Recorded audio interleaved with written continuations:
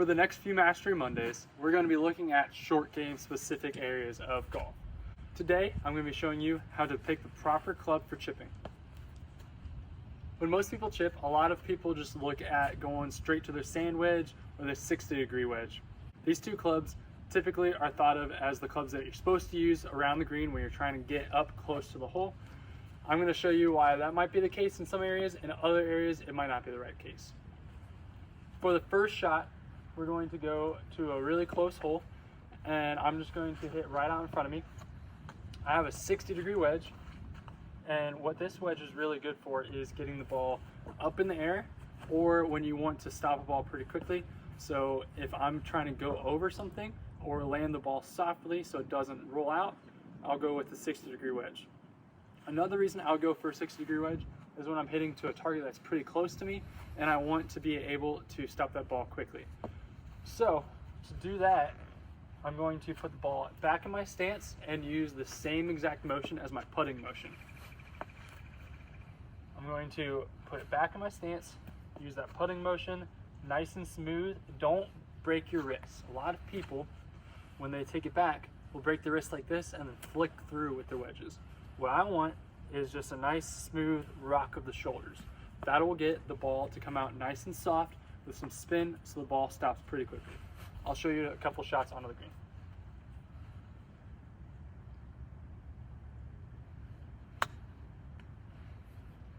As you can see, that ball came out pretty low because I have the ball in the back of my stance, and then it comes out soft with some spin because I'm not flicking my wrist. When you're flicking your wrist, it's really hard to time that flick to be perfect. So when you keep them still and don't flick them, you're gonna have a good consistent ball flight every single time. I'll hit one more to the same ball I just hit.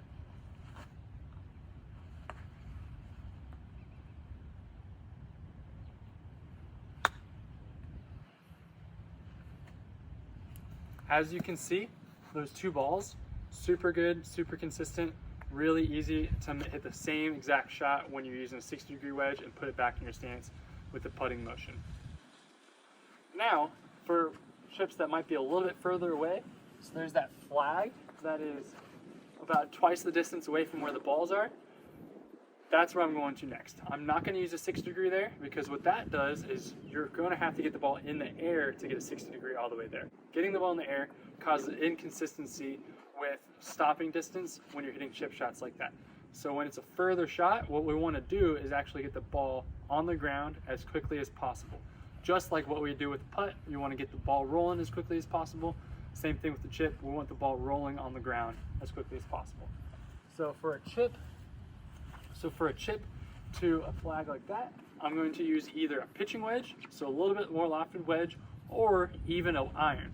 So in my left hand I have a pitching wedge, my right hand I have an 8-iron. I'm going to hit both and I'm going to show you the results. This is going to be the same exact swing as we just took with the 60-degree, and it's even going to be just about the same speed, right? We're not going to swing any harder because with that less lofted club, it's going to come out with a little bit more speed off the club face, so you don't have to swing very hard to get these to the hole.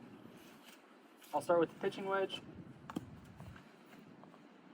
Same thing, I want to put that ball in the back of my stance and lock those wrists. Just use that putting motion, just rock those shoulders.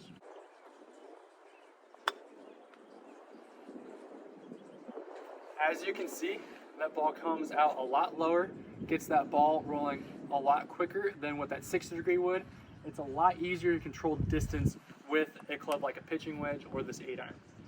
Now I'm going to hit that 8-iron just to show you the difference. We're going to do the same exact swing, just put it back in my stance and nice and easy putting motion just to get the ball started, and then once it hits the green, we'll let the green do the rest of the work.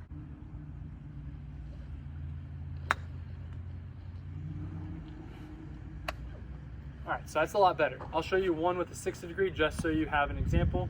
As you can see, those two swings though, barely hit them. I didn't swing very hard at all, and the ball just got started rolling because we're using a less lofted club and 8-iron.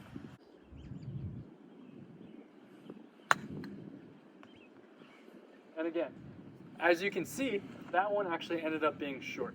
That's because it's harder to judge that distance on flight, like I told you, and the distance it's going to roll out once it lands softly. Hopefully this Mastery Monday helped you decide which wedge to hit with, try to get that ball rolling on the green as quickly as possible, and you're going to have the best results. All right, I'll see you next week.